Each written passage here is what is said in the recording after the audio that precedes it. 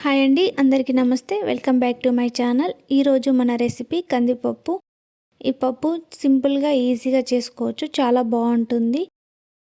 ఒక కుక్కర్ తీసుకొని అందులో ఒక కప్పు కందిపప్పు తీసుకొని ఫ్రెష్గా కడుక్కోవాలండి. కడిగిన తర్వాత ఇందులో ఒక కప్పు కందిపప్పుకి 3 కప్పుల వాటర్ సరిపోతుంది. అదే చిక్కగా కావాలనుకుంటే వాటర్ కావాలనుకుంటే 4-5 ఇలా ఎక్కువ వేసుకున్నా ప్రాబ్లం లేదు. నేను ఇక్కడ 3 కప్స్ వేస్తున్నాను. ఇందులో కొన్ని మిర్చి కట్ చేసి యాడ్ చేసుకోవాలి. ఇందులో మిర్చి తక్కువే వేస్తున్నాను, ఎందుకంటే కొంచెం కారం కూడా యాడ్ చేసుకుంటా. ఒక ఆనియన్, 2 టమాటోలు కట్ చేసి వేసుకోవాలి.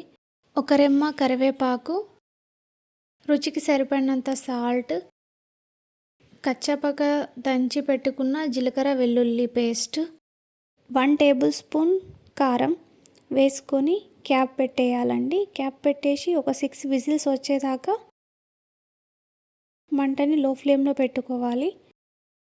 6 విజిల్స్ తర్వాత బౌల్లో పక్కన పెట్టేసి దాంట్లో ఉన్న స్టీమ్ మొత్తం తీసేయాలి.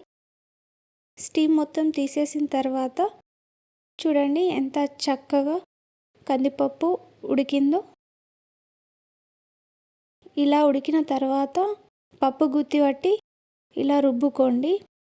గరిటెతోని రుబ్బుతున్నాను, చాలా మెత్తగా అయింది కాబట్టి గరిటె సరిపోతుంది, పప్పు గుత్తి అవసరం లేదు.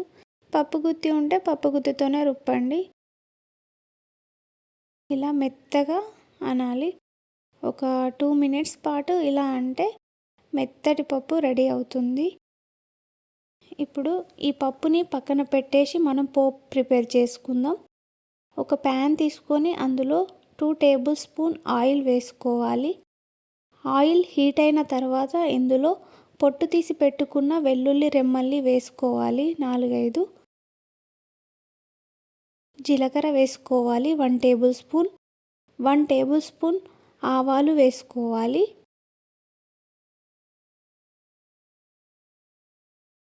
ఇందులో ఒక రెమ్మ కరివేపాకు వేసుకోవాలి.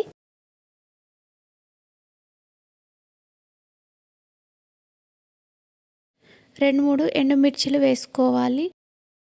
ఇవి మొత్తం వేగిన తర్వాత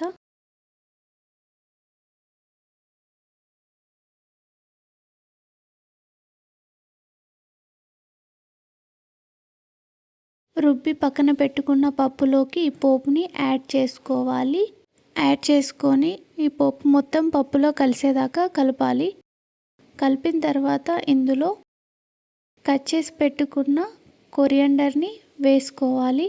లాస్ట్కి వేయడం ద్వారా టేస్ట్ చాలా బాగుంటుంది. పప్పులో మీకు ఇష్టమైతే వేసుకోండి, లేదంటే స్కిప్ చేయండి, కానీ వేస్తే మాత్రం చాలా బాగుంటుంది. అంతేనండి, కందిపప్పు రెడీ. ఇలా చేస్తే చాలా టేస్టీగా ఉంటుంది. మీరు ఒకసారి తప్పకుండా ట్రై చేయండి. మీరు ఈ రెసిపీ ట్రై చేస్తే కామెంట్ చేయండి. నా ఛానల్ని సబ్స్క్రైబ్ చేయండి. Thank you everyone.